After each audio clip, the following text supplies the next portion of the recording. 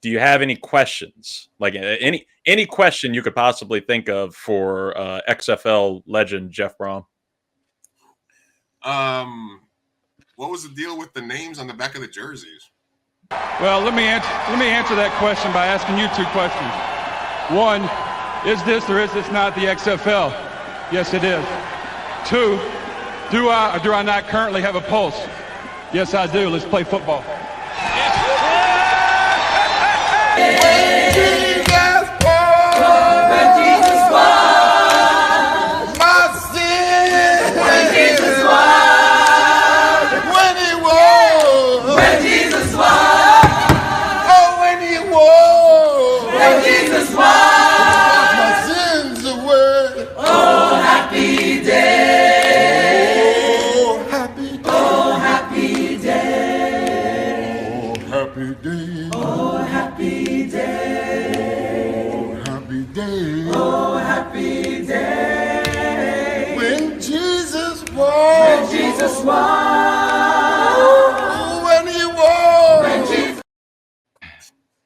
Yes, folks, this is the Sunday Hangover on the 323. I am your host, Reid Murphy. Let's jump into some NFL scores. We're going to do that. We're going to do our NFL recap first. I'm going to knock out these scores and then get Luis's thoughts so we can get him out. He's got important work to do. This is the man. This is the Big Chief Burrito. He's got shit to go on. We got to prep for this election special that's going to be happening on that we're going to try to invade on the Ente show. Last week, the NFL Week 8 started on Thursday night with a game that was much more exciting than I think we expected between the Vikings and the Rams. Did not realize, I thought Cooper Kupp was supposed to be coming back. I did not realize Puka Nacua was supposed to be back that game also. That really shifted things for the Rams, and I think it took the Vikings by surprise too.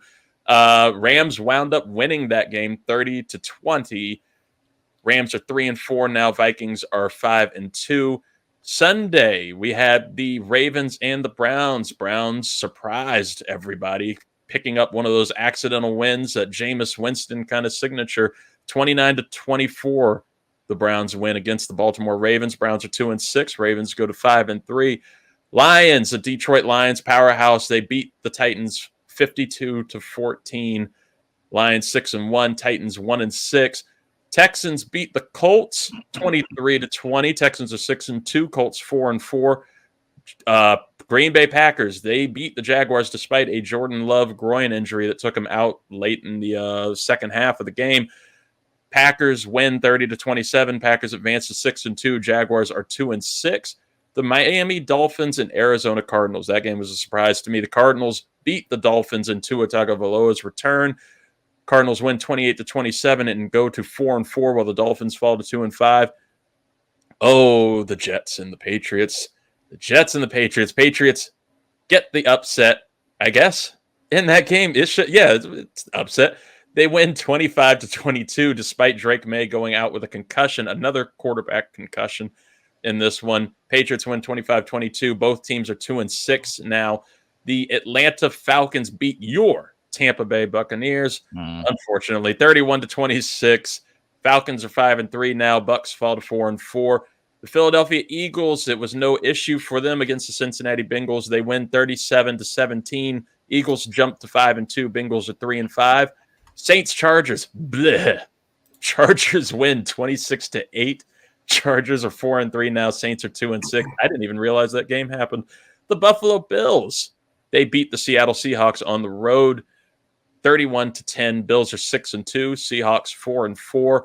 Oh, you know, the Chicago Bears and the fucking Commanders.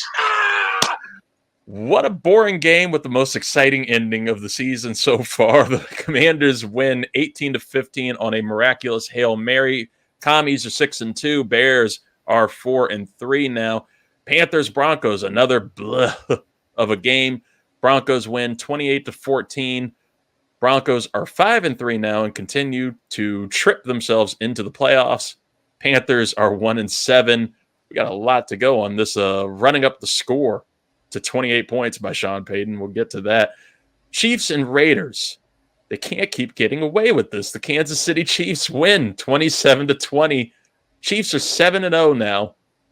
Raiders are 2-6. They are not for real. Finally, Sunday Night Football, the San Francisco 49ers, they beat the Dallas Cowboys 30-24. The game didn't really feel that close, but, you get what you get. Niners are 4-4 now, happy with the win. Cowboys are 3-4. And then Monday Night Football will be happening as we are doing this game between as we're doing this show between the Pittsburgh Steelers, New York Giants. Ultimately, folks, doesn't matter. Your day will go on, despite how, whether that game, who won or lost. It's okay. Luis, what were your thoughts on this week 8 and definitely the Jets? Jets have been the talk of a lot of the headlines and major media shows. This was a tailor-made weekend for Red Zone. For those of us that are good at the internet, NFL, Footy Bite, and others, that we can get the free streaming links to Red Zone and the games. Because fuck paying YouTube TV like fucking $180 for that bullshit. But yeah, dude, my Sundays, unless the Jets are playing, is usually like I'll get up, set my roster, tinker too much with my fantasy lineups. I took out Jalen Waddle. I took out your boy Terry McLaurin, and I put Jalen Waddle in. Yikes! That probably cost me my matchup here. I take a little nap. I wake up, and it's the end of the first round of games, and it's just back and forth. You got the ending to your guys' game that nobody thought was going to happen, right? You got the Ravens, Browns, Jameson Winston coming back with a vengeance. It's incredible what somebody with a little bit of accuracy can do for that team. I love the fact that he brought him back, and it was a back and forth game. Then you had what were the other games that were happening at the same time? The Arizona game. There was so much back and forth, and then checking in on the Jets game, and they flexed this. I think this game was supposed to be a Monday night game first, and then they flexed it out because the Jets fucking suck. And listen, man, Devontae Adams gave the speech last week, said we have to play with urgency, and then Sauce Gardner promptly gives up the booty pass to your favorite NFL bettor, and the Patriots, without Drake May, march down the fucking field and score a go-ahead touchdown, leaving us 30 seconds. And I am the optimistic Jets fan, but it is now officially Nick season. It is now time for Jalen and Cat and the Nova boys. And it's the Jets are a fucking unmitigated. I haven't seen that big of a disaster on a Sunday since that Trump rally at MSG. It was a fucking disaster. I have never. Listen, we had expectations with Testaverde where he got hurt, but we still made it to the championship game. We had that season where we started like 8-1 with Brett Favre, and then it went all to shit. We've had the Rex Ryan feet and snack seasons. We've had Adam Gase. We've had Zach Wilson fucking debacles, and somehow we've only scored like 30 more points than we did last year with Zach Wilson at quarterback when we had a fucking Hall of Famer. And I didn't know that things could be this bad.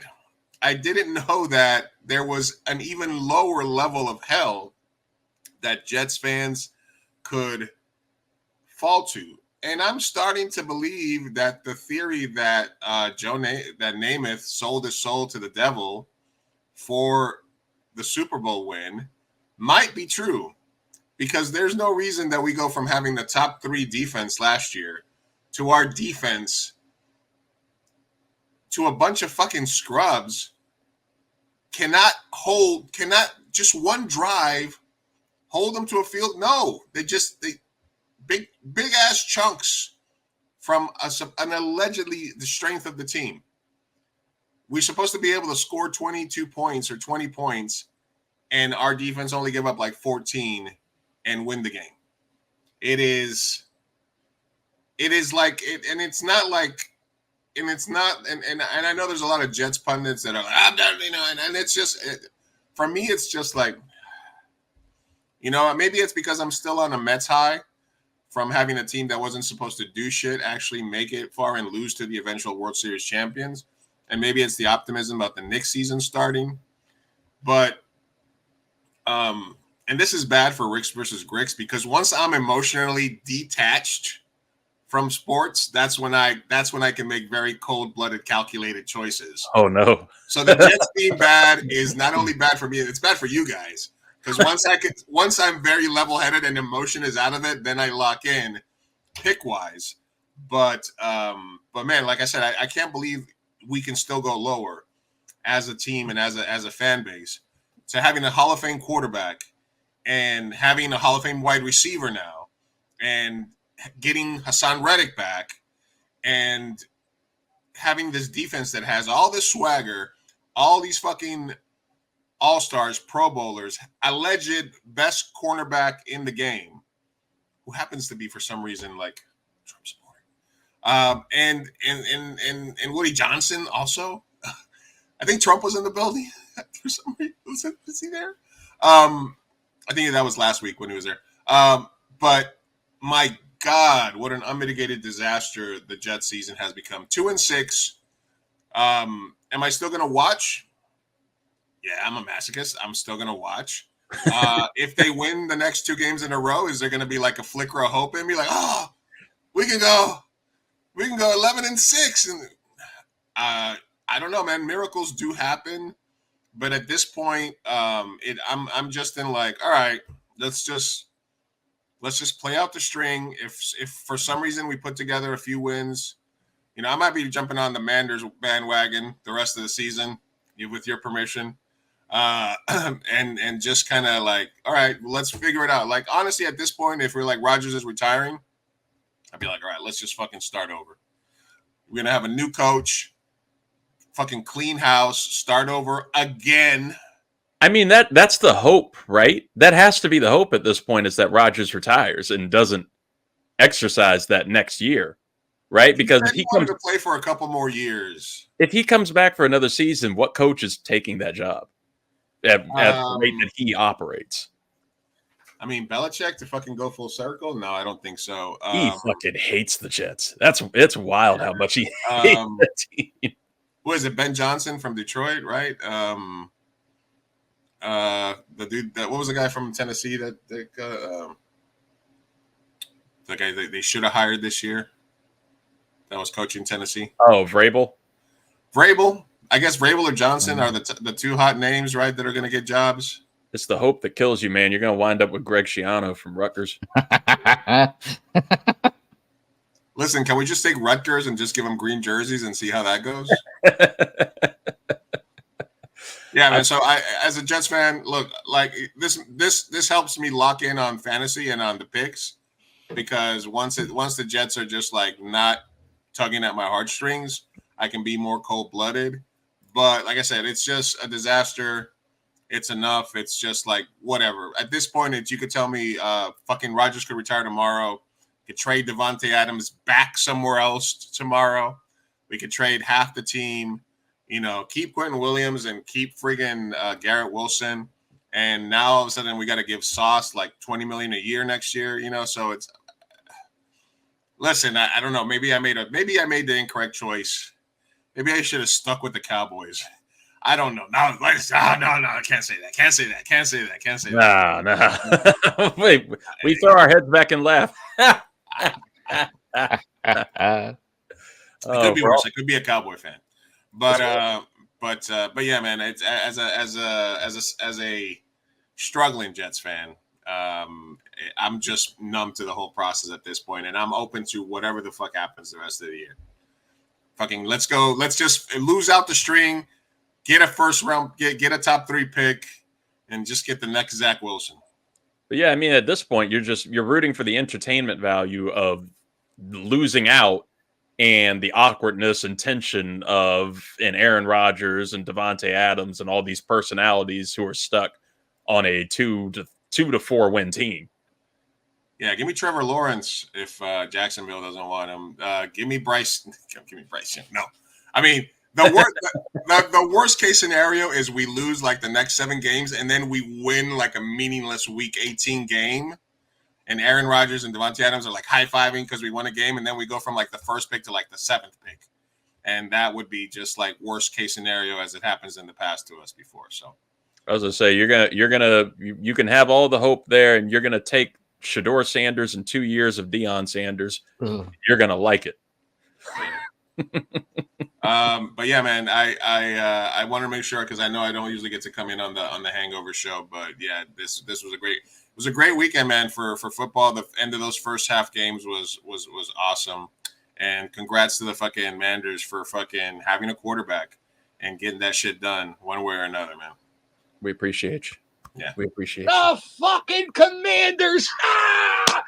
I was fully prepared to overreact with a massive rant, music, and everything accompanying that Washington game. Because, full disclosure, I didn't watch the game until 9 o'clock last night.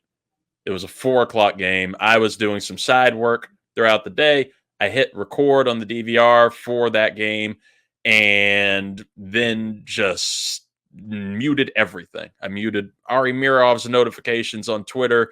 I didn't go on any social media, nothing. And I was like, okay, I haven't heard anything. Like, nobody should say anything. I told the people that usually chat with me, like, hey, don't talk to me. I muted you guys completely. I was going to say, you should have told us not to talk to you. I just turned off Messenger. I turned off Messenger notifications so that way it wouldn't have to, even come through that way. But here's the thing. Right around 7 o'clock is when I start getting texts. And I wasn't prepared to get texts. I usually don't get texts from people on these Commanders games. Sometimes people want to just hear my thoughts a little bit, which is nice to know now. We're making some progress here with the show as a media personality. But I start getting texts of all caps, dude, with nothing but exclamation points. All caps, what a game. All caps, oh my God, I can't believe that happened. Somebody saying this, like somebody else, they were like, do you want to know my Caleb Williams score for fantasy? I was like, what's happening? Oh no, what's happening with this game? I was like, you guys started calling on a group chat, on a group video chat, and I had to decline that and then write a message in my notes, copy and paste it, and then go into Messenger holding my hand like this. Paste it in there. So I was wondering when you said that you were on the way home and you are going completely radio silent against anything Commanders related. I was like, how did he send that when we just sent that? Like he should have read it as he sent the text message. But I guess that explains how you didn't see what we were talking about. Mystery solved. And then I'm watching the game and it's beautiful. This is a perfect way to watch a game. If you can go completely radio silent and dark on the day, just hitting that 30-second button on the remote and just it skips through every shitty play. I didn't care about the Bears offense. I knew our defense sucked, but there's something about the Bears that I can't get into watching them. I can't it's not that I hate them or can't stand them. It's just like their uniform. I don't know. Just something looks old and boring about the team. I don't like Caleb Williams wearing 18 for some reason. That bothers me. It's just a whole thing. It's really weird things that get hung up on. It's wild. The game is like the top headlines on everything. It was the top trending stuff, and it was largely a shitty game. But that Hail Mary at the end, and I don't want to dive into it too much because we'll have Zoo on for Ricks versus Gricks, and we'll get a full Commandalorian report from him. He might need that long to digest it anyways. Yeah, he needs that long to get his voice back. Apparently he completely lost his voice. I don't know where he was. Listen, I'm not even a Commanders fan, and I was watching that. And when I saw that Hail Mary go off, I jumped out of this chair. Yeah. It's it's one of these things where that Hail Mary was so wild and just so out of pocket, and every storyline came out of it with Tyreek Stevenson, the rookie cornerback, who, God, film room must have sucked today. Whoopsies. For that, to taunt the fans, not even realize the play started, right, and then jump over and do the thing. And for people who don't know football as well or haven't played, like, it's one of the first things you learn if you're either on special teams or playing defense. If you're going to be out there on a Hail Mary play or any kind of play like that, the number one thing that you do is you bat the ball down. You don't try to catch it. You don't try to make an interception. You don't try to tip it up. Tipping it up is the worst possible thing you could do. You just need that ball on the ground. Fuck the offense. Everything went wrong with that. And I won't fully blame Tyreek Stevenson, who's catching a lot of shit today. There's 6 other players down there. He tipped the ball up, and it just wound up in Noah Brown's arms, who was in the end zone. The problem with all of it was, though, one, Jaden Daniels couldn't, that rib injury, he was feeling that shit throughout the game. Every ball he was throwing near the second half was pretty low. Thankfully, Terry McLaurin's just got arms to scoop it up, and also they really got away with one that probably was not a catch. But that Hail Mary, and Tony Romo was catching shit from Commanders fans, and just take the win, guys. The man made a good point when he said they should probably consider bringing Mariota in for this Hail Mary, because Jaden couldn't throw the ball that far, and he showed he didn't get the ball to the end zone, and he had all day to wind up. But that's where my problem lies with Matt Eberflus and that Bears coaching staff, because every decision they made throughout that game was stupid. The running the fucking O-lineman in for a touchdown on the goal line, who just literally, as soon as the ball touched his hands, plop, get that away from me. I don't want that. I don't need that thing. There was that. That was an easy touchdown they could have had. There was that, just sticking to the Hail Mary. You rush, I think it was 3. Typically, a lot of defenses will rush either 3 or 4. It's good to go ahead and rush 4, send 7 back, whatever, to hold on. But for some reason, they rushed 3 and had a spy up there to watch Jaden. And I'm thinking, why? You know what he's going to do. He's going to throw the ball down the field. He's not going to run it up. Yeah, because at that point, they were on their own, 30, 40-yard line? Yeah. They weren't at midfield yet. So, what are you expecting Jaden to do, banged up with that rib injury? Take off running for a 60-yard scamper? That's not happening. It gave him all day to wind up and throw that ball as far as he possibly could. If they had just had that 4th rusher, you probably could have fucked him up, and it would not have gone anywhere where it needed to go. But also, you're running a Hail Mary defense. You're running that prevent.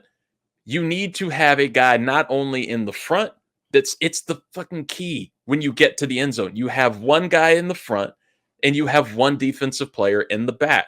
It doesn't even need to be a defensive player in the front. You could have put Cole Kmet, whoever your tallest player is, who can jump, have him go out there and just bat shit.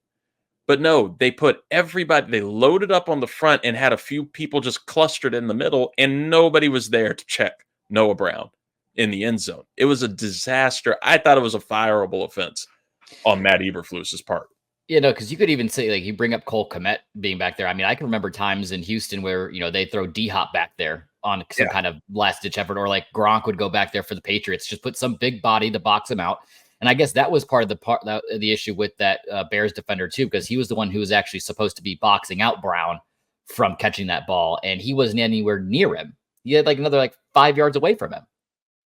It was utterly ridiculous, but I'll take it.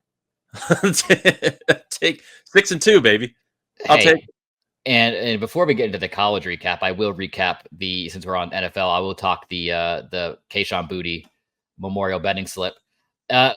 We lost on some bad beats, man. Some terrible, terrible, terrible beats. I mean, the only ones that we missed Miami -3.5. They ended up winning the game, but by less than 3.5. And then we missed one reception. We had Brian Thomas Jr. 4+ receptions. He had 3, and then he went out with an injury, so he wasn't even playing anymore to get us 4th. And then Houston Texans, they won. We had them -5.5. They barely won, so missed on that one. Drake London just decided not to show up. Everyone else was scoring for the Falcons, but apparently not him. And then Carolina. This is where I knew I should have known better, is to put any kind of faith and money for Carolina to get the spread of 10.5 against the Broncos. They got within 3. If they got a final field goal in there, it would have been fine. And then Kareem Hunt I had for 60+ yards. He hit that 60-yard mark, and then he ran for -1 yard to drop to 59 yards. I'm like, you gotta be fucking kidding me. Everything else we hit, everything else was good. It was just everything we missed were just terrible beats. That means we're getting somewhere. We're getting there. You're smelling it. You're feeling it. We even had Saquon 80+, and he went the fuck off. I'm telling you, it's going to happen this year, because I was throwing it out for weeks. We're going to hit 6-0. Somebody was going to hit 6-0 on Ricks versus Gricks. Shout out Zoo. Propelled by nothing but hateration from Luis Martinez to a 6-0 record in Ricks versus Gricks this week. Just to close out the NFL talk with a couple thoughts here for you. What the hell do we make of Anthony Richardson, quarterback for the Colts, who voluntarily still terribly inaccurate? I don't know if you've seen for fans that don't know, there are charts where you can log every quarterback's pass attempt and see where they're going. Dude is all over the field.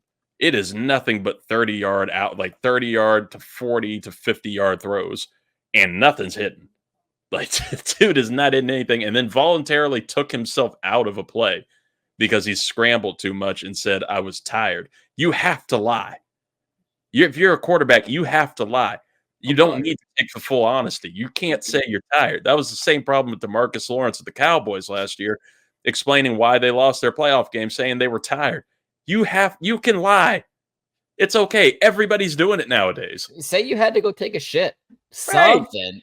Like, go excuse yourself. But no, I mean, and to quote the great Dennis Green, they are who they thought we were. You know, I've been telling everybody when Anthony Richardson was playing at Florida and seeing the same issues there, he relies way too heavily on his legs. It's very, very rare for a quarterback to get away with that in today's day and age. You need to have some sort of development as far as a passer goes. And that was my biggest knock with Jaden Daniels coming out of college. I was just worried that he wasn't going to be able to develop as far as like a better passer as a quarterback. But I'll eat the crow. I was wrong. So far, Jaden Daniels has been an absolute delight to play. Jaden Daniels is who the Colts wish Anthony Richardson was. And you're not going to get this out of him. Yes, he has a very high ceiling. He's a great overall athlete specimen. But when you're when you're barely completing 40% of your passes, you're 6 games in, you haven't even hit the 1,000-yard passing mark, and you've thrown for more interceptions, you have touchdowns. At some point, it's like with Bryce Young in Carolina, the experiment has to end at some point. So yes, this is technically his rookie year. He had the injury last year, so he didn't really play. So this is technically, I guess, in that aspect, his rookie year. But you don't think that you could get something for him if you were to trade him? Yeah, easily. To say Carolina? Yeah. Say maybe Miami? Throw him somewhere where you can get some kind of compensation for him, because as he's playing right now, I wouldn't be totally surprised if Joe Flacco is out there suited up starter next week. Well, and that was head coach Shane Steichen's latest comment this afternoon when asked if Anthony Richardson's going to be the starter this coming week or Flacco, and he said everything's up for evaluation. Listen, so there's and he said he's tired. Joe Flacco's 39. His old ass isn't tired. He's ready to go. Listen, the Colts are backing in and stumbling into a playoff berth potentially. They're 500 right now. They're second in the division in the division of the AFC South behind the Houston Texans. You have the Vikings up. I mean, you got to look at the schedule that they have ahead of them. You're in Minnesota, then you're at home against the Bills, Jets, okay, but then you have the Lions, and then you have and then the back half, you got the Broncos who could surprise you, but then the Patriots are kind of heating up right now, and there might be Jared Mayo might be out of there in New England as far as a head coach, so who knows what's going to happen at that point in time. But the teams that you have left on the docket to play for the rest of the season, you can't be expected to win out from here and then, and even potentially make a run in the playoffs with quarterback play like that. And I fully believe the Colts offense is built to succeed right now. This isn't something like their O-line is not terrible. Their O-line still has pretty decent pieces on there. Jonathan Taylor isn't Jonathan Taylor of a couple years ago, but he's still an effective runner. And Michael Pittman Jr. and Josh Downs and even Alec Pierce, despite what their fantasy scores might say, they're not scrubs. Like, those are receivers who can play and have definitely played better with Flacco when Flacco's been in. I mean, for God's sakes, we were theorizing that Michael Pittman was faking an injury just because he didn't want to play with Anthony Richardson, just off the pure threat of it. That could be real now. So, yeah, I would be fully on the train of throwing Flacco in and just seeing what could happen. I mean, he took the Browns to the playoffs last year. Sometimes it just has to happen. I hope Anthony Richardson can develop into something, but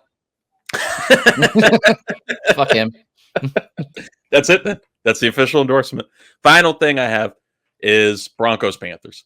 Not a game that anybody wants to talk about, but it's the only time, especially lately, that I have found myself on Sean Payton's side and in full agreement with him, because there was a moment at the end of that game. Broncos won 28-7, I think, in that one. That's not a massive score. It's 28 points. That's not a big problem. But there was a moment at the end of the game where Sean Payton was being confronted by Panthers players, and Panthers players and fans taking disrespect and saying that Payton was trying to run up the score when he was trying to keep going for plays. And they said it was disrespectful.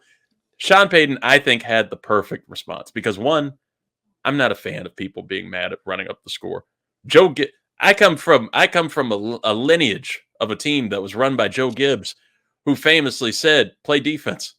It's your job to stop me. It's not my job to stop. It's your job to stop me." On there. And Sean Payton said the same thing. He literally just said, "Play better." Like, what am I going to just stop? Just you play better then. And it's 28 points. That's the most pathetic shit I've heard from a bad team. Like, we talked about the Jets and the Cowboys earlier. The Panthers are the most pathetic team and organization, I think, in football and potentially sports right now. Yeah, and I'm looking at the Panthers schedule for the rest of the season, and I don't see a win anywhere. I feel terrible with their schedule. They still got to play the Bucks twice. They play the Falcons. They got the Giants, Eagles, and Cowboys left on the schedule. They got to play the Chiefs at home. So like, I guess the only good thing is only 3 of the games remaining are on the road. Yeah. It just doesn't mean they're not going to make any money because no one's going to come out to that shit show. No. And I feel terrible for their fans. No, and like the fans. The best thing that the Panthers organization can do right now is, with Cooper Kupp seemingly off the trade portal in the NFL after the Rams victory, is Deontay Johnson, trade him somewhere. Adam Thielen, trade him somewhere. Like, start unloading your assets and just call it quits because you're not doing anything. Get the first overall pick and move on. Shit, just to make a good story. Just ship something and Adam Thielen to Minnesota just so he can go out with the Vikings and get Jordan Addison, since Addison doesn't want to be in Minnesota. That could be a good young building piece. He's cheap and everything. Get him to Carolina. And then, ship Deontay Johnson out because he deserves better. He deserves a lot better than Carolina. Right. Could you imagine Deontay Johnson suited up on the other side of Terry? I would like it. Listen, aside from Terry, the rest of your guys' wide receiver room is just like putting puzzle pieces together. Like, you're just slapping something together. There's no clear number 2 in my mind in Washington. It feels like old school Washington glory when you have somebody named Olamide Zacchaeus as like your star number 2.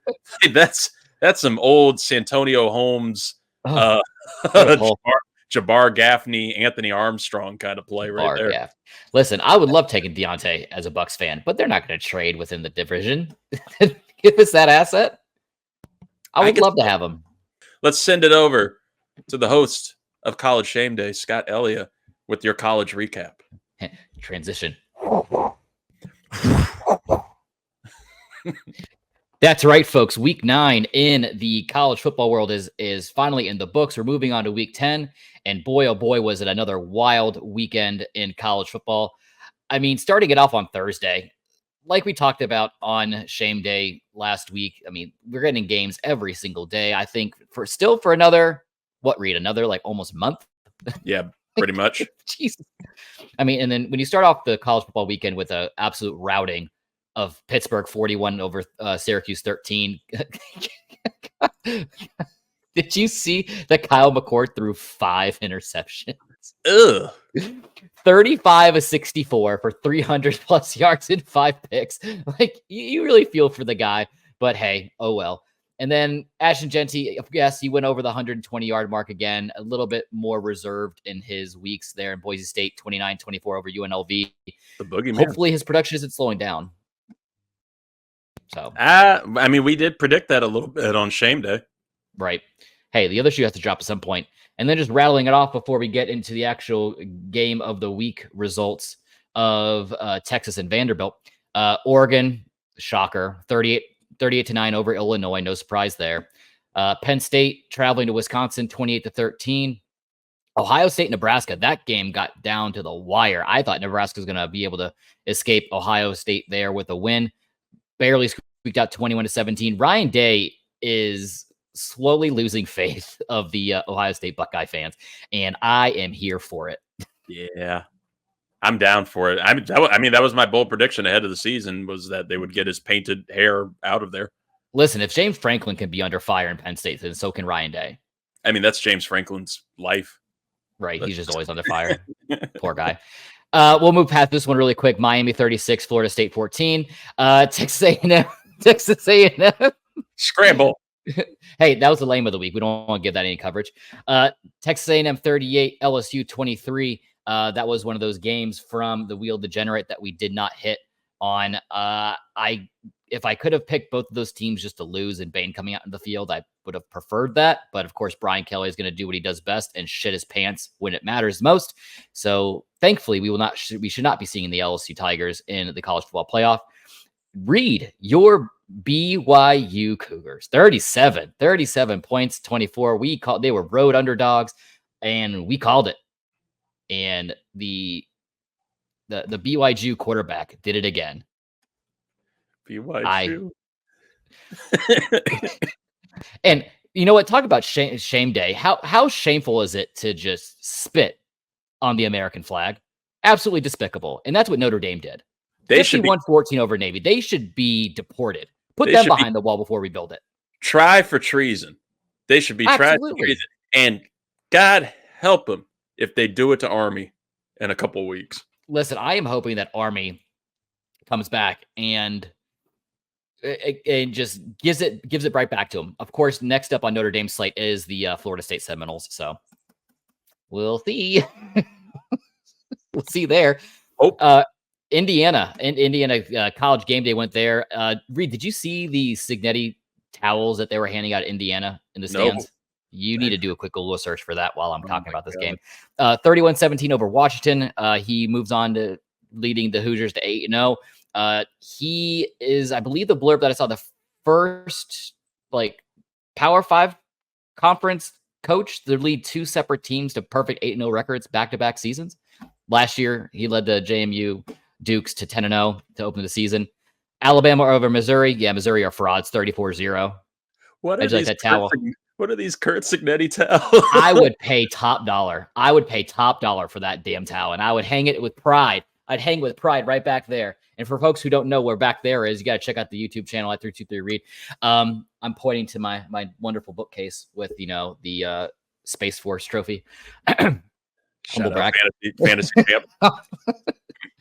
And another game that was too close for comfort, Kansas State 29, Kansas 27. I thought they were going to drop the ball there as well. Ole Miss over Oklahoma 26-14, and then SMU barely squeaking out over Duke on the road 28-27, which leaves the College Shame Day game of the week. Your Texas Longhorns defeating the not so giant killers Vanderbilt Commodores 27-24. Quinn Ewers completed 17 consecutive passes, 288 yards and 3 touchdowns. Thankfully, he was able to overcome that early interception that was caused by a tip pass. Steve Sarkisian continues to emphasize the game as a culture and toughness win, which it definitely was. I think that's something that Quinn Ewers especially needed to do to prove to Coach Sarkisian there that he is the man there in Austin to keep moving the ball forward. Vanderbilt. This game marks the first ranking in the top 25 since 2012. Diego Pavia threw for 2 touchdown passes, bringing the team closer towards the end. Reid, crazy statistic for you. Texas outgained Vanderbilt 392 to 269, despite giving up 4 sacks and committing 10 penalties for 108 yards. That's maybe the stat of the weekend. That math ain't mathin', man. I don't know how they still did that. That's weird. That's football. That's what that is. Right. But that's what I'm here for. Thankfully, Texas can take a little bit of a break before hosting Florida November 9th. Vanderbilt will be visiting Auburn this week on Saturday, the 2nd.